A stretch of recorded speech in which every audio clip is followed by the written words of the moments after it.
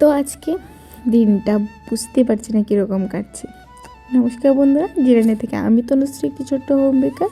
তোমাদের যারা যাদের কেক প্রয়োজন হয় তারা অবশ্যই আমার সাথে যোগাযোগ করতে পারো। আমার লোকেশন জিরানিয়া। তো আজকে যে বলছিলাম দিন খারাপের কথাটা, তো এই কেকটা বানানোর সময় কাস্টমার আমাকে বলেছিল চকলেট ফ্লেভার বানাতে, আমি ভুল করে বাটারস্কচ বানিয়ে দিয়েছি। মানে প্রথমেই একটা ভুল। যাই হোক, কাস্টমার যেহেতু আমার চেনা পরিচয়, তো এখানে কোনো কিছু সমস্যা হয়নি। তারপর আমি তাড়াহুড়োতে বানাতে গিয়ে কেকটাকে নামাতে গিয়ে দেখলে তো পড়ে গেল।